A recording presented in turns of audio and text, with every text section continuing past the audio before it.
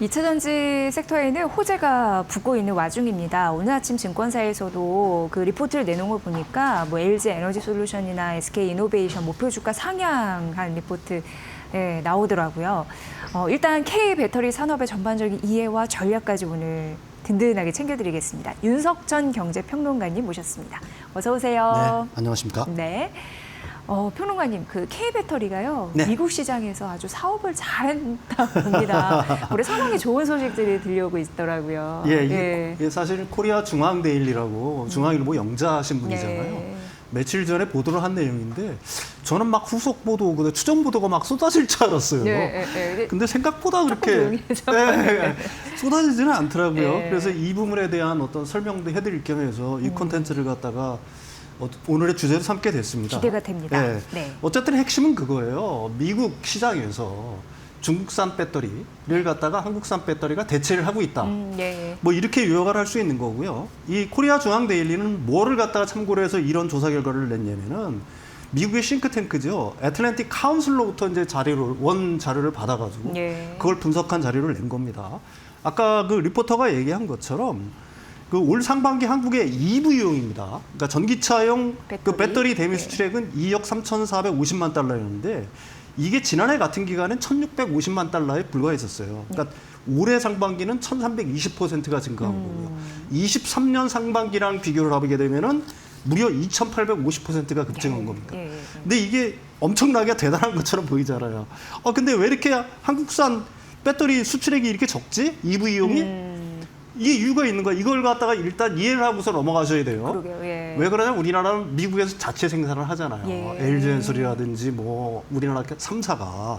그래서 그 물량은 빠져 있는 거고. 현지 물량이. 그러니까 우리나라에서 나가는 물량들도 이렇게 많이 증가를 했다는 걸 갖다가 일단 말씀을 드리는 거고요. 그러면 이제 중국산 EV용 배터리 수입액은 과연 얼마나 될 거냐. 그러니까 수입 시장, 그러니까 외부에서 들어오는 수입 시장 규모로 놓고 보게 되면은 중국산이 훨씬 큰 거예요. 아까도 말씀드렸듯이 우리나라는 자체 생산을 하고 있기 때문에 그렇습니다. 그 지난해 같은 기간에는 이게 16억 2,450만 달러 정도 했었는데 그 올해 같은 경우에는 6억 8,300만 달러로 확 줄었어요. 그 얼마가 줄었느냐? 58%가 하락을 한 겁니다. 굉장히 크게 하락한 거죠. 근데 이제 특히 미중 갈등이 표면화된 건 언제부터예요? 그러니까 트럼프 대통령이 4월 달부터 이제 관세 부과를 막 하면서 실제로 이제 5월 데이터가 중요하잖아요. 5월 데이터 같은 경우에는 5,873만 달러로 지난해 같은 기간 3억 9천만 달러 대비해 가지고 85%가 급락을 해버렸습니다. 그러니까 이로써 전체 수입액에서 중국산이 차지하는 비중은 72%에서 38%로 급락을 해버린 거고요. 반면에 지난해 상반기 기준 0.73% 비중에 그치던 한국산 비중은 13.1%로 증가를 했다. 이게 착각을 하시면 안 됩니다. 그 미국에서 그러면 중국산 배터리 더 많이 쓰는 거 아니야? 그게 아니라 우리는 그 미국 현지에서 생산을 한 물량이 여기 빠져 있다는 걸 갖다가 이해하실 필요가 있는 거예요. 여기 그림에서 보시는 것처럼 이건 수입 배터리를 기준으로 하는 겁니다. 전기차. 중국산은 58%가 급락을 했고 우리나라는 같은 기간에 1,320%가 급증을 했다. 이렇게 일단 정리를 할 수 있을 것 같아요. EV용 배터리는. 그러니까 중국산 수입 비중이 높은 이유에 대해서 말씀을 해주신 거고요. 근데 이게 비슷한 흐름이 그 ESS 쪽, 에너지 저장 장치 쪽, 그쪽에도 이어지고 있다는 얘기 들었어요. 이게 훨씬 더 중요한 거죠. 왜 그러냐면 ESS 그 몸에담이 착 붙어가지고. EV용 같은 경우는 우리가 자체 생산을 하고 있으니까 사실 전체적인 규모로 봐서는 한국산 배터리가 중국산보다는 훨씬 우세한 거고요. 이제 ESS용은 지금까지 이제 LG에너지 솔루션이 뭐 6월 달부터는 만들고 있지만은 그전에는 미국계에서 생산되지 않았잖아요. 그러니까 ESS용은 전부 다 수입품이라는 얘기입니다. 그래서 그 배터리 수입품 기준으로 놓고 보게 되면 ESS용이 EV용보다 5배가 더 커요, 시장 자체가. 이걸 갖다가 일단 이해를 하셔야 되는 거고요. 올 상반기 한국의 ESS용 배터리 대미 수출액은 전년 대비해가지고 얼마가 늘었냐? 무려 84%가 증가했습니다. 그러니까 9억 3,440만 달러를 기록했고요. 이게 전체 ESS용 그 배터리 수입액에서 차지하는 비중은 7.5%에서 11%로 성장한 거예요. 근데 아직도 갈 길이 먼죠. 이제 중국산은 전부 다 어떻게 보면 빠져야 되는 건데 거기 우리가 이제 차지할 수가 있는 거죠. 상반기의 비중 자체는 아직도 11%다. 그러니까 아직도 그 배가 고프다, 갈 길이 많다라고 볼 수 예. 있는 거고요. 그럼 같은 기간 중국산 ESS용 배터리 미국 수입액은 얼마가 늘었느냐? 23%가 늘었습니다. 중국산도. 왜 늘었느냐? 미국에서 ESS 설치량이 완전히 어떻게 보면 붐을 타고 있기 때문에 네. 어쩔 수 없어서 중국산 수입액도 는 겁니다. 덩달아. 예. 예. 다만 비중은 69%에서 67%로 떨어진 거예요. 예. 그러니까 주목해야 될 거는 이제 관세 효과가 본격화된 5월, 6월 이후에 어떤 통계이겠죠. 예. 그러니까 6월 통계를 보게 되면은 한국산 ESS용 배터리 수입액은 월간 사상 최고치인 2억 4,320만 달러를 기록했고요. 반면 중국산 수입액은 4억 4,150만 달러로 22년 4월 이후 최저치입니다. 최저치라고 해도 우리나라보다 2배 높죠. 그렇죠. 그렇지만 이게 그렇다는 얘기는 뭐예요? 이 중국산이 훨씬 높은 부분이 앞으로 점점 시간이 가면 갈수록 제가 말씀드린 것처럼 한국산으로 대체가 될 거다. 이렇게 얘기를 할 수가 있는 거고요. 네. 이걸 좀 요약을 하면은 급증하는 ESS 수요에 미국 배터리 수입액이 전체적으로 ESS용 배터리 수입액입니다. 이게 전체적으로 증가를 했어요. 하지만 비중으로 보면 중국산 공급은 감소하고 한국, 일본산이 대체를 하고 있는 게 이제 어느 정도 나타나고 있는 거고요. 네. 아까도 우리나라 배터리 업체한테 굉장히 중요한 건 뭐냐면은 이게 배터리 수입 시장 규모는 ESS용이 EV용 시장보다도 5배가 더 큽니다. 5배나요. 예, 무려 5배가 더 커요. 이유는 한국과 일본은 아까도 얘기했지만 전기차용 배터리는 현재에서 만들어내고 있기 때문에 그런 네네. 거예요. 따라서 이 ESS용 시장 자체를 갖다가 올해 제가 계속 말씀드릴 거지만 미국 시장에서는 우리나라랑 일본산들이 점점 중국산을 대체를 해나가는 흐름들이 점점 시간이 지나면 지날수록 가속화될 거다. 일단 이렇게 얘기할 수가 있을 네. 것 같아요. 평론가님이 지금 이렇게 쭉 설명해 주신 내용만 들어도 듣기 너무 좋은 얘기들, 네, 내용들이 들리고 있는데 네. 결국 미국이 중국을 배척할수록 네. 우리나라에게는 절호의 기회다 이런 생각이 들어요. 예, 예. 향후에도 이런 흐름들은 더 있을 것 같아서 좀 기대가 되는데. 예. 예. 그렇습니다. 제가 계속 말씀드렸는데 네. 이거는 이제 애틀랜틱 카운슬 선임연구원 조셉 웹스터라는 사람이 한 말이에요. 제가 기존에 했던 얘기랑 똑같은데 미국의 관세 정책이 중국 기업들의 길을 막는 대신 한국 기업들에게 문을 열어주며 한국의 수출 확대를 갖다가 촉진하고 있다. 네. 바로 그런 얘기죠. 결국은 미중 간의 어떤 그 경쟁 이게 가열되면 가열될수록 중국산 배터리가 미국에서 세출되는 어떤 흐름 속도 자체는 점점 빨라질 수밖에 없을 거다. 네. 사실 한국산 배터리에도 15% 관세가 부과가 되고 있잖아요. 뭐 이거 상호 관세니까요. 근데 중국산 관세에 비해서는 훨씬 낮은 수준이라는 얘기죠.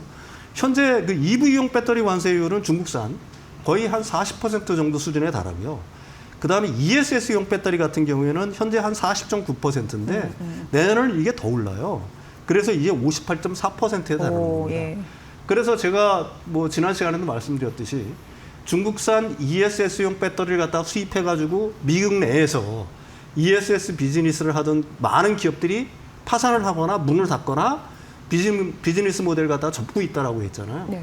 왜 그러냐면은 이제 뭐 가장 쉽게 얘기하면 수지 타산이 안 맞는 거예요. 이 관세를 이 정도 물고 들어와가지고 미국 내에서 ESS용 비즈니스를 하기에는 이제 수지 타산이 안 맞으니까 스스로 폐업을 하거나 네. 아니면 뭐 파산 보호 신청을 하거나 뭐 이런 어떤 상황들이 계속 발생을 하고 있는 거고 그러면 그 빈 공간이 있잖아요. 어쨌든 ESS는 설치가 돼야 될 거 아니겠습니까? 그쵸.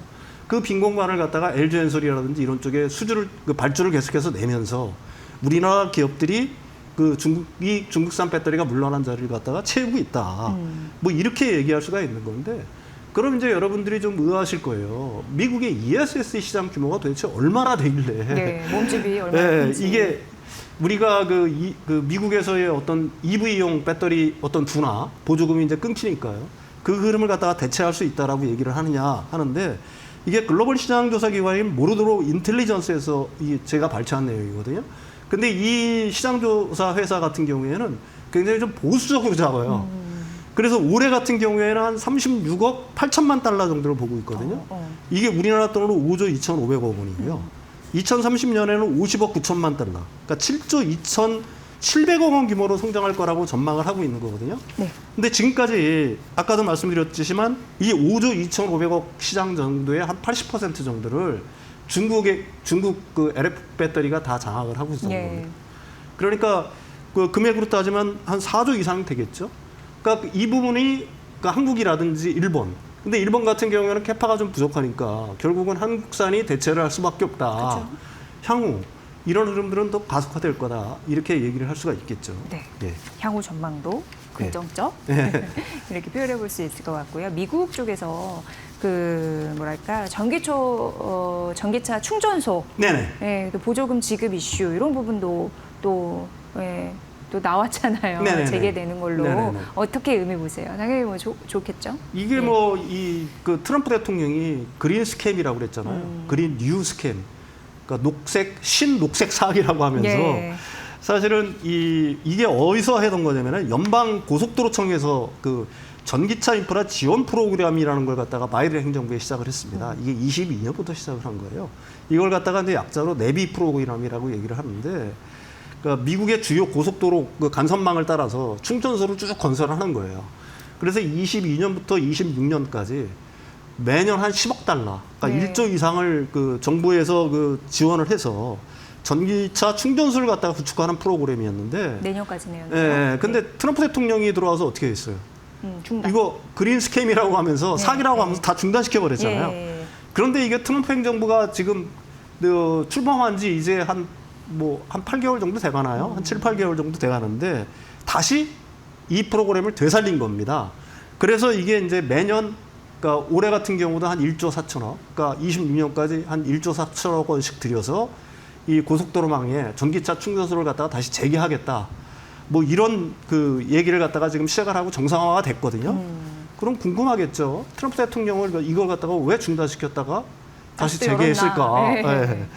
이게 뭐냐면은 첫 번째로는 그 일단 소비자들이 반발을 하겠죠. 왜 그러냐면 어쨌든 그 미국 시장에서의 전기차의 어떤 보급은 계속해서 늘고 있는 거지 않습니까? 특히 올해 같은 경우에는 작년에 비해서 굉장히 많이 늘고 있어요. 예. 그런데 충전소가 없어요. 당연히 불만이 있을 수밖에 없는 거고. 그 소비자들의 불만은 OEM으로 향하겠죠. 그러니까 자동차 생산업체들한테 왜 이 충전소도 안 만들어 놓고 그렇죠. 차를 파냐. 예. 그러니까 이런 그 OEM들은 또 정부한테 로비를 했을 거란 말입니다. 특히 중서부 남부 벨트, 그러니까 제조업 벨트라고 보통 얘기를 하죠. 배터리 제조업 벨트에 있는 이쪽에는 만약에 전기차 산업을 갖다가 계속 둔화시키거나 억압시키거나, 이게 보조금도 일단 9월 말에는 중단을 시켰으니까 그렇게 된다라고 하게 되면 그쪽에 일자리라든지, 그쪽에 대부분 또 공화당 우세 지역이잖아요. 그런 쪽에 어떤 그 불만들이 있을 수밖에 없잖아요. 그러니까 이쪽에서도 뭐 로비라든지 민원이 들어갔다고 얘기할 수가 있는 거고요. 예. 이제 지금부터가 사실은 중요해요. 충전소가 부족하면은 충전시설 한 군데로 전기차들이 다 몰리겠죠. 그렇게 되면 그쪽에 그 전기를 많이 쓰게 되면 해당 지역의 전력망의 안정에 굉장히 심각한 위협이 될 수가 있는 거예요. 따라서 충전소라는 거는 전력망 안정을 위해서도 좀 확충할 필요가 있다. 이게 이제 그 굉장히 중요한 이유고요. 저 전력망 자체가 한번 셧다운됐다. 우리가 그 스페인 사례에서 보는 것처럼 네. 이거 굉장히 큰 문제가 되는 그렇죠. 겁니다. 돌이킬 수 없이. 네. 그다음에 현재 네. 미국에 있는 충전소 같은 경우는 대부분 캘리포니아, 기존에 이제 그 전기차가 많이 보급이 된 뭐 이런 쪽으로 대부분 다 몰려 있는데 이 부분을 갖다 좀 흐트려 놓을 필요가 있다. 뭐 이런 어떤 이유도 있는 거고요. 그다음에 이제 사실은 이게 저는 제일 중요하다고 보는데요. 취임 직후에 트럼프 대통령 같은 경우는 바이든 행정부 지우기에 나섰잖아요. 예. 바이든이 한 건 다 나쁘다라고 얘기를 한 거예요. 이제 그게 어느 정도 일단락이 된 겁니다. 그리고 이제 지금 돌아보니까 전기차가 보급을 안 하면 우리만 외따로 떨어져 있는 섬이 될 것 같은 느낌들. 네네네. 그다음에 전기차의 전환은 내가 막는다고 해서 막아지는 것도 아니라는 걸 이제 서서히 알게 되는 거죠.